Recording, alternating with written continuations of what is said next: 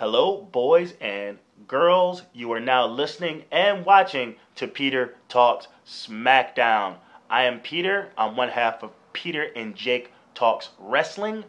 And Peter and Jake Talks Wrestling, we actually review Monday Night Raw and whatever pay-per-views that are coming up. And we try to discuss like wrestling topics at the moment. If you haven't checked out last week's Raw review from Green Bay, check that out. And it's all in one, and we review Extreme Rules from last Sunday. So if you're interested to check out other things from pjtwcentral.com, like Jake's and the Amazing Fritz Faster Than the World podcast, where they review NXT, very short, anything between 8 to 15 minute reviews. I also have this new podcast. It was an old podcast, but it's a new one now. It used to be called Peter Talks Wrestling with Nathan. And we go by the New Day podcast now because my last name is Day. His last name is Newman. And we both enjoy the New Day now. And so we just go by the New Day podcast, spelled Neudaye podcast. And also check out Jake's interviews. He just did one with Mark Charles of Outside Interference Radio, and he also has one with John Hitchcock.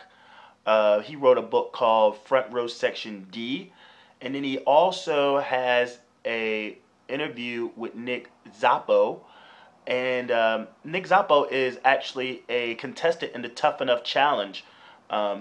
He had a video up this past Thursday, putting his ring in the hat to go out for Tough Enough. And I just got a phone call from Jake saying that he has a new interview with him. Nick Zappo, look him up. He's in a band. I can't think of the name of the band. Not that important. What's important is that I think he's going to become a contestant for Tough Enough. So it's a guy to keep in touch with. But that will be up, I think, either tomorrow or Tuesday. So check out all that stuff. Go to pjtwcentral.com. Click any of the link.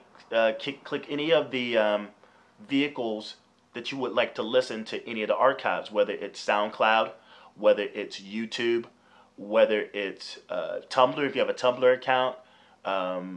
Did I say Stitcher Radio?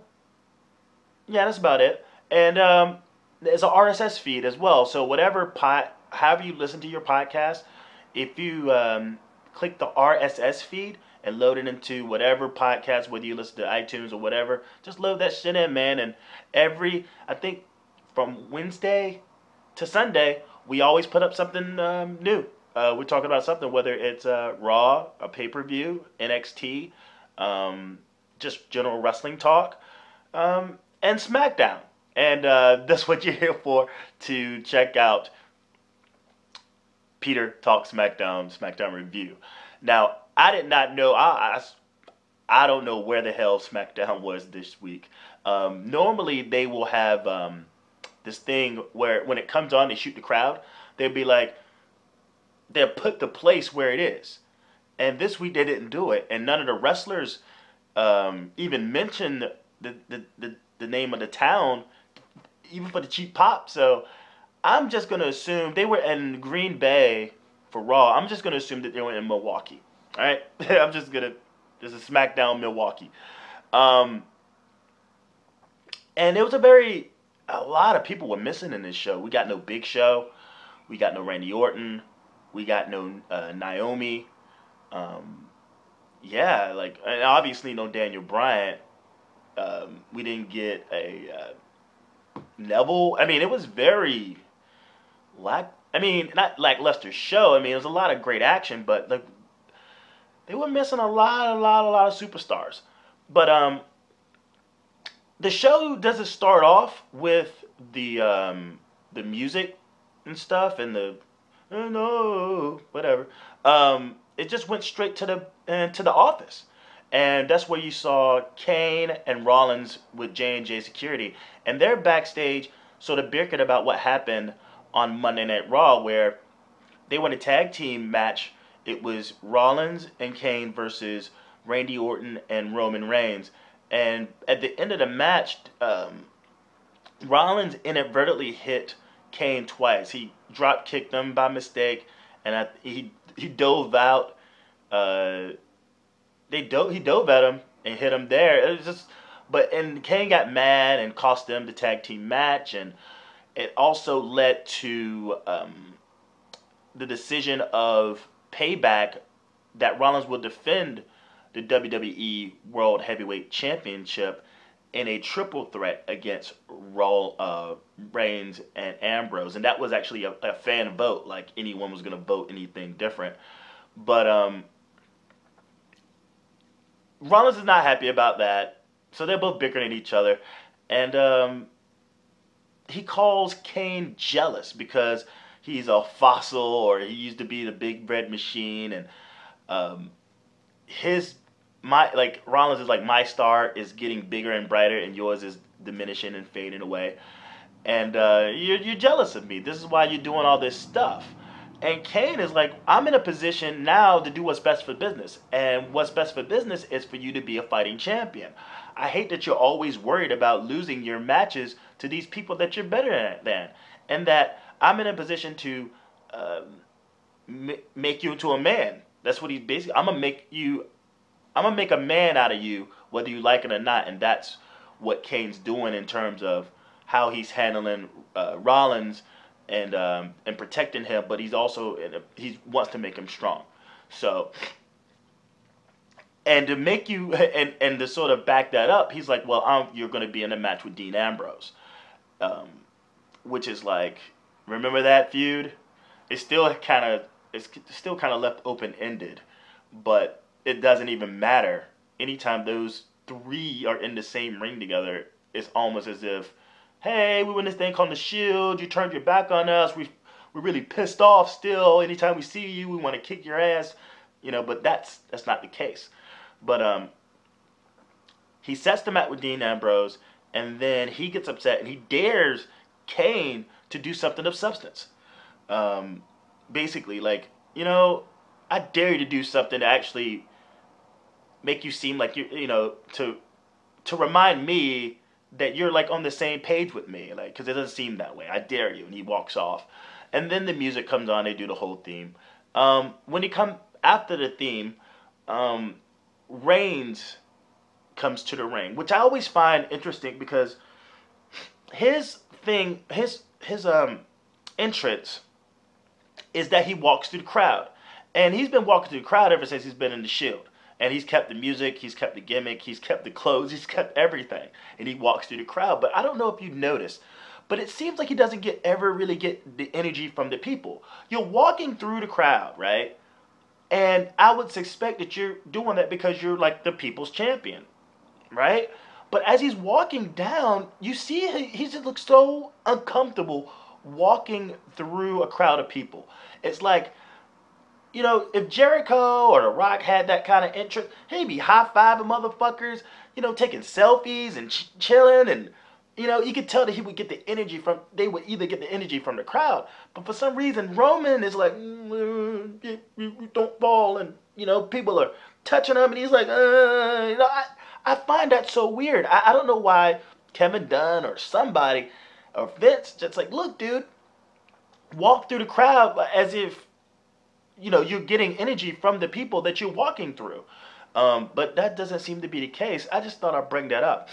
When he gets down to the ring, he wishes Dean Ambrose luck on facing Rollins, their little brother. And he shoots on Rollins about how he's been in the way of him getting in his career, he's been a thorn in his side, whether it's breaking up the Shield or the Money in the Bank cash-in at WrestleMania that on Brock Lesnar that prevented him from winning the WWE Championship. But he basically talks about the triple threat and how he's going to win. Kane comes out, and it's like he just kind of walks out there. And it's like Strippendale Kane, where he's in his shirt and he just starts to he just starts taking up his stuff, and it's like, okay, are we getting a strip show? What the hell's going on? But as he's getting closer to the ring, you realize what's about to happen. He's wants to set a match. He calls for a referee and he basically sets the match. And then we end up with Kane versus Reigns, like kind of impromptu, like out of the blue. And what's great about Kane, and when you talk about these old veterans like the Big Show or like Kane or like Jericho, those guys know how to tell a story in the ring. That's one of the biggest attributes. That's what's lacking with a lot of the people that's in NXT right now. Maybe they are great athletes, and maybe they are like high flyers and like Derek, and they're young and they're brash, but they don't know how to tell a story in the ring. Kane in this match, he tells the story of Roman Reigns' battle with the Big Show at Extreme Rules. So he immediately attacks the back. That's what he's focused on the entire match. And selling the idea of the Extreme Rules match that Roman Reigns had against Big Show. Like, because his back was in peril, especially the one spot in Extreme Rules where the Big Show took Roman Reigns and tossed him outside onto two tables sitting outside. So, obviously, he hasn't ultimately recovered from that. So, the entire match, this match, is Kane focusing on the back, and I absolutely love it. There's even a spot where he does a sidewalk slam on the commentary booth, which was pretty decent. But the thing about Reigns is that something I've noticed, I remember listening to PW Torch, and I think someone brought it up, is the fact that the dude does no wrestling moves. He has, just wrestle. You can say it's 5 moves of doom and this, that, but what he actually does, only is a punch, a slap, a flying clothesline, and a slam. That's it. That's a Roman Reigns match. You can bring up the kick and all that, but I'm just saying, like, an actual match. If he's given 10 minutes, all he's doing is punching, slapping, flying clothesline, and body slam.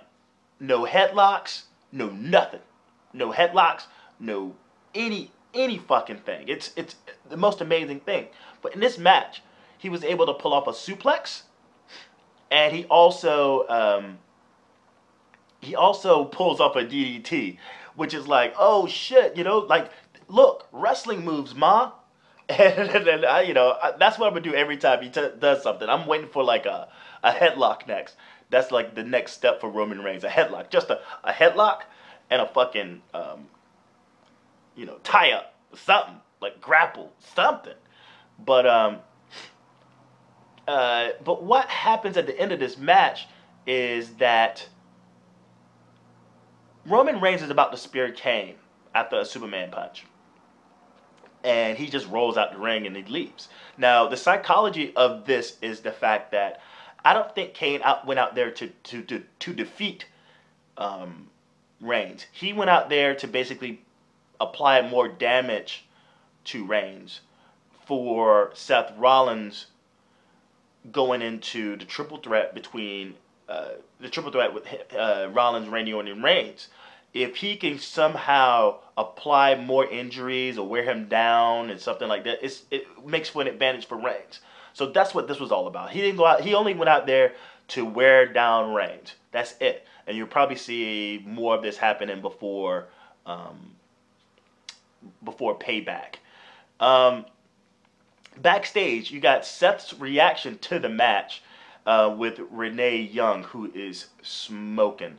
Well, anyway, he basically just bucks up and talks about how he's like, oh man, Kane ran away. Like, I would never run from a match. And that I don't need anyone's help ever for my matches. I don't need Kane's help. I don't need Big Show's help. Hell, even look back in J&J. It's like, I don't even need J&J Security's help. I can do this all on my own. And so that's basically what it was. It's just chicken shit, hill shit. But the next segment is this Damien Sandow character. versus Axelmania, and this has become like a joke. The only thing I don't agree with the Sandow thing is that it seems he comes out with new music. He has new music and he has a new shirt that says like stunt double and with the X across it.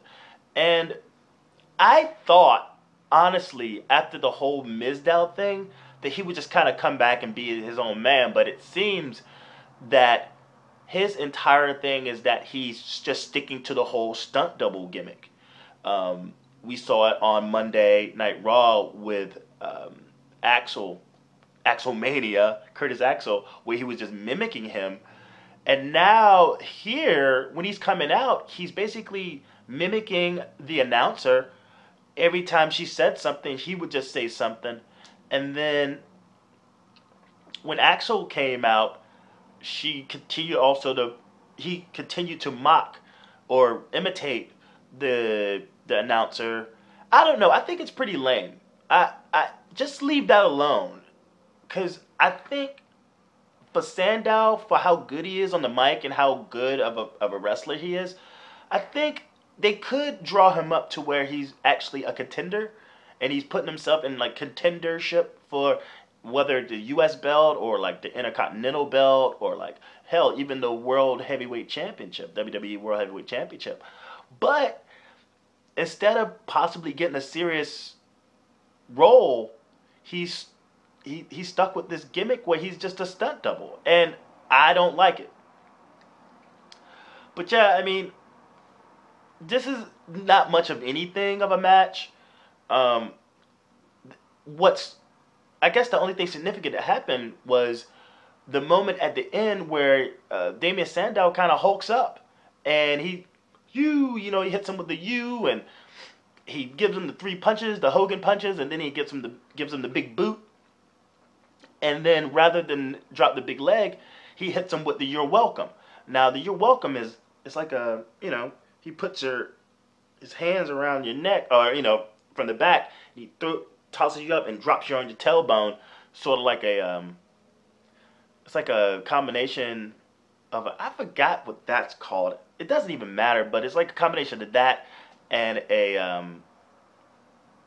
rock bottom, and it's called a "You're welcome." We haven't seen that move in so long, because since he's been with the Miz, he's basically been doing the Miz's moves, and so it's good to see. He did the Abio Capiette. I never really know how to explain that, but the elbow of disdain, he used that on Axel on Raw. It'd have been nice to see him use it here and then use the "You're welcome" as a win, but this is the Sandow that we have, dude, and we'll see what happens, because for now he's just another comedy gimmick. I mean, whatever. But we have Ryback in the next segment in the back with Renee Young, and he basically shoots on Bray. And the storyline is this. Over the past couple of weeks, I guess after WrestleMania, Bray Wyatt's been shooting a promo on somebody, right? And come to find out, we think that it's Ryback, but it doesn't seem that way to me, really.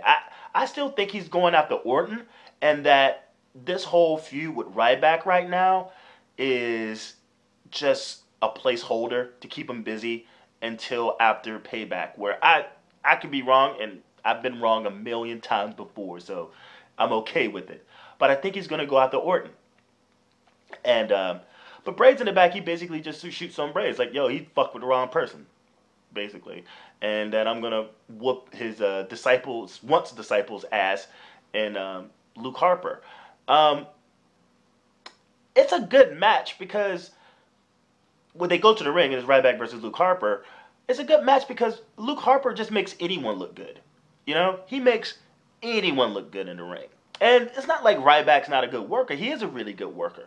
Why they got him as this, why he's not a contender for the belt, or doesn't look like at any point he will be, is beyond me. I mean, I'm trying to figure out whose cereal he pissed in.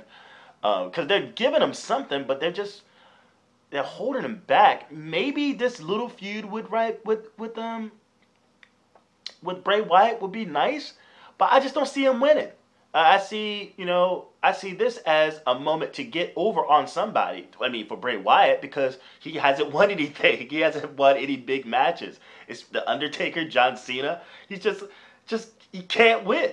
So, Ryback could do the job, but this match is pretty decent. And Ryback wins with the meat hook clothesline with the shell shock. And right after the match, Bray Wyatt shows up and just basically fucks up Ryback, hits him with a big clothesline.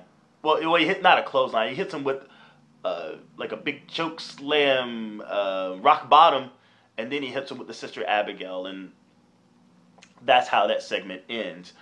The next thing we have is the New Day versus who I call the Marksman, which is Kid and Cesaro, and this is a I'm a little under the weather, by the way, guys, so I apologize for the sniffling, and if I sound all nasally, it's just 'tis the season.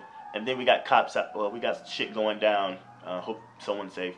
But anyway, this is a rematch for the tag team belts. They invoked their rematch clause for the belt, and man, I can watch these two guys, these two tag teams go at it. Like it's the match is amazing. I can go into this one thing where it looks like Kid is about to go out of the ring, and Cesaro kind of catches him with the back, puts him back in, which leads to, my God, it was so amazing. Kofi Kingston getting thrown to the ropes and then brought up for a flapjack, but caught with the uppercut by Cesaro. And there's also a spot where it's like a suplex. Cesaro gets up Kofi Kingston, and Kid comes down off the top buckle, and that was pretty cool. And also the New Day got some spots in, but this is good for the tag team division. This is so amazing for the tag team division. This is needed. The New Day are like good heel, like positive heel things. However that's turned out, it sort of worked itself out, because I hated that gimmick at first, and now it's like they have a little bit more substance to them as a tag team. And Kid and Cesaro, now they have the matching attire. Their offense it just seems to come together, and I just hope they don't fuck this up like they did the Real Americans with Jack Swagger and Cesaro. But they just said, all right, fuck it, we're just gonna get rid of this, because Cesaro's getting too over, and it's not like it's gonna be anything different here. Cesaro's gonna get over now that they're baby faces now, and they're gonna do the big swing and those uppercuts and those tag team tandem stuff. It's just between these two tag team factions, what you would call, this makes for some good fucking wrestling.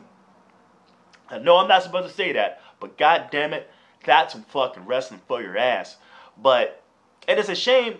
It's a shame that this is a rematch for the belts. I mean, they could have saved that rematch for Payback, but this is a great match. It ends in a DQ because of Xavier Woods' involvement. So it could move on. We got like 2 weeks now until Payback. So maybe they'll get another chance then. I hope so, because it's going to steal the show regardless. I don't care what matches or what. Those two groups they'll probably step it up 1 billion times for Payback. But I can't wait for that. Next up, we got Summer Rae and Cameron in the back talking about what happened with Naomi. Now, if you haven't been keeping up, Naomi and Cameron were part of the Funkadactyls. And when they split up, it seemed that Cameron and Naomi had heat.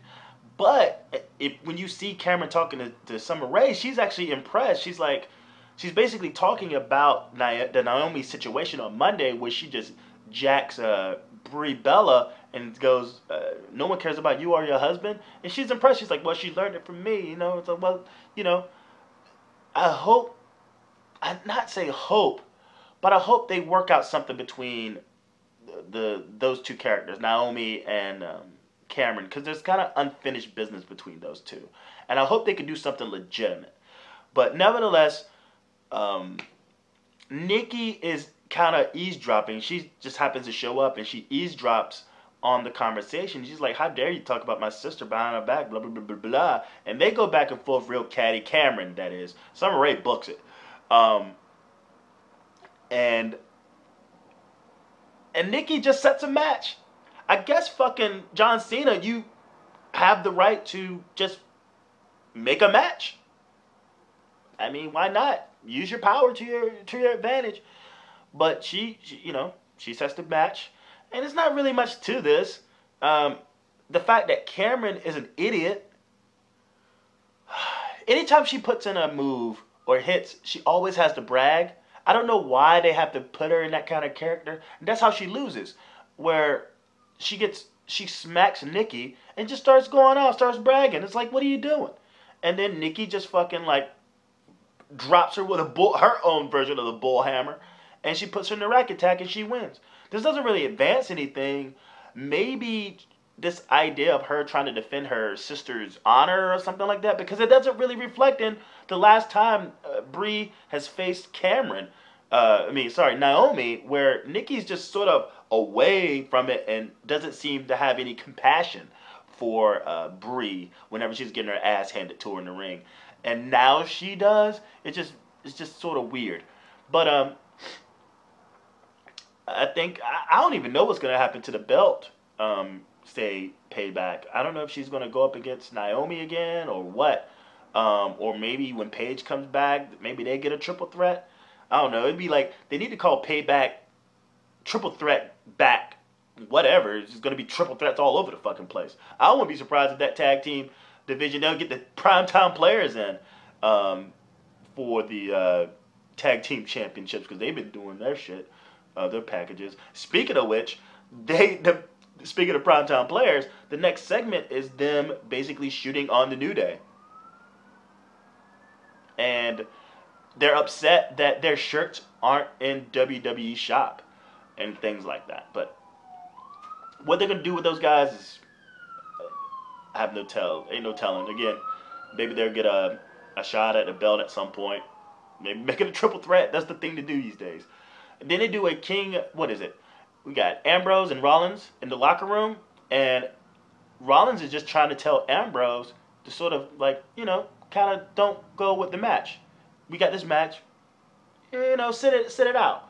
And which leads to, payoff is basically Ambrose agreeing, but you come to find out that he wasn't agreeing with taking a seat, but that he tuned him out after he said humiliating Rollins, and that was that.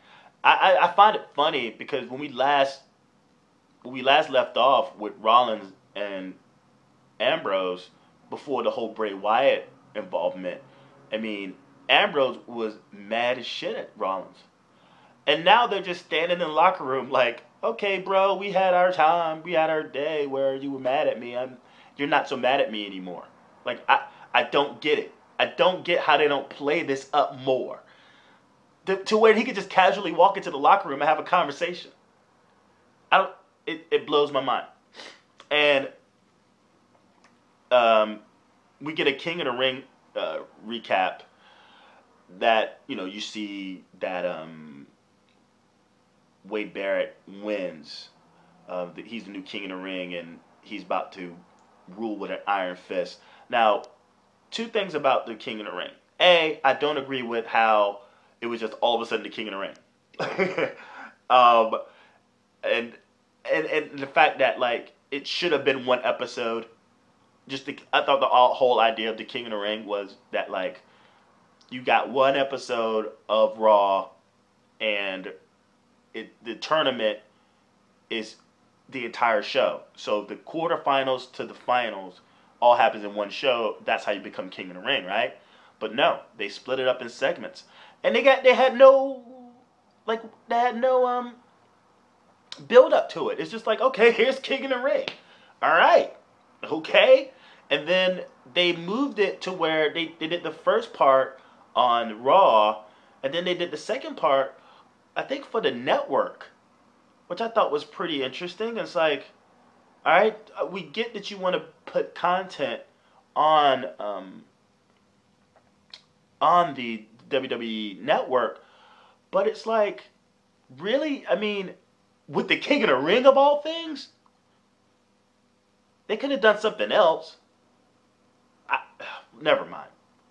And plus Neville, who wins it? It's Barrett, Bad News Barrett, King Bad News Barrett wins, and he beats Neville, and that was basically the second time they met. I think um, it was Barrett versus Neville that Neville won at the pre-show for Extreme Rules, and now this, and I guess they'll have a rubber match sometime soon, if not for Payback. But we'll see what happens, because the King of the Ring is like, and the second thing is the King of the Ring is like, it's not a championship. It used to mean something, but now it's just kind of like, whatever. We're just bringing in like, like the McRib, like, I don't know. And then again, it's not a championship. It's just bragging rights. It's as important, I guess, as a thing as the what would you call it? The Battle Royal, the Andre the Giant Battle Royal. It's not a championship. It doesn't really lead you to have any kind of like championship aspirations. It's not like you're a contender for the fucking belt. It's just what it is. So either way, we get to the main event, which is Ambrose versus Rollins. And they start their match. Again, it's like, it's no big deal. It's like, didn't we... Oh, never mind. I've been there, done that, so I'll just go on with calling this. But while they're having their match, Kane comes out to sort of be at ringside. And the match is going back and forth, but right at the very end, I think Rollins gets a good kick in. He kicks him in the face, and the ref only counts to 2. And Kane gets up on the apron after that 2 count to complain to the ref. It's like, do your job. What you doing? That was 3. Blah blah blah blah blah. And which results in him getting hit by Rollins again twice, inadvertently, and then all chaos breaks loose. There's a point where Kane gets upset and he grabs both Ambrose and Rollins for a choke slam. And then the ref steps in and it's like, don't do that, I'll disqualify Rollins. So he walks up to the ref and he's about to choke the ref.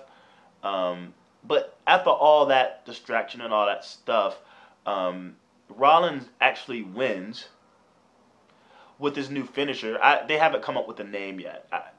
If you already know the name of this sort of like DDT thing, please let me know. And then after the match, Kane, Rollins, and J&J proceeds to stomp a mud hole in Ambrose. And then Reigns comes out for the save. He Superman punches Kane. He Superman punches Rollins. He double spears J&J. And then he spears Kane after like a big clothesline from Ambrose. And then Rollins escapes. And that's how SmackDown ends. A decent enough show. Again, there was so many missing pieces to this show, and it didn't really top any loose ends, I guess. But this is SmackDown. What you expect? But nevertheless, some good action, especially with the tag team rematch for the belts between Kid and Cesaro and the New Day. It's a new day. But we'll see how everything sort of ties together this tomorrow, Monday, for this to see what happens with Kane and Orton, to see if he sort of pulls the same thing that he did with Reigns to just wear him down. We see if Damien Sandow comes out and does anything different. We'll see what happens with Nikki and Brie Bella relationship. We'll see what happens with Naomi, hopefully.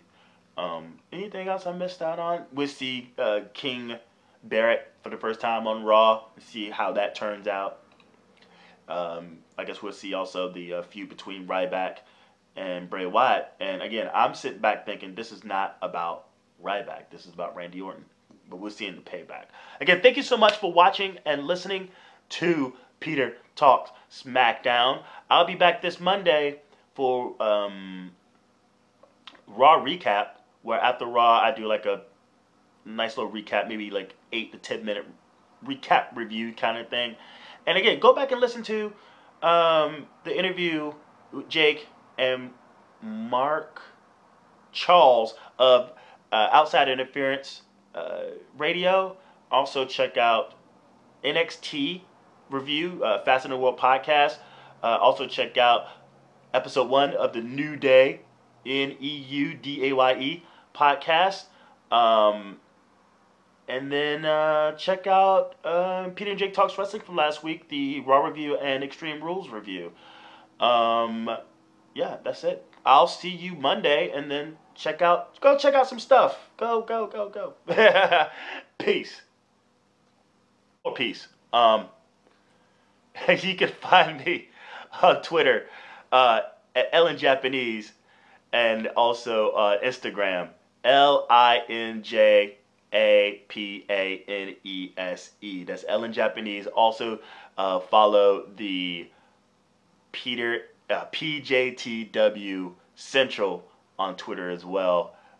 Check out the website pjtwcentral.com. That's where all the things are. Again, check that shit out. Subscribe to any of the things, whether it's the SoundCloud page, whether it's the Tumblr, whether it's the YouTube, whether it's Stitcher. Thumbs up, like, comment, subscribe, share. We're trying to compete with, not necessarily compete, but so many podcasts, wrestling podcasts out there, all the help we can get, we'll accept. So, all right, peace, take 2.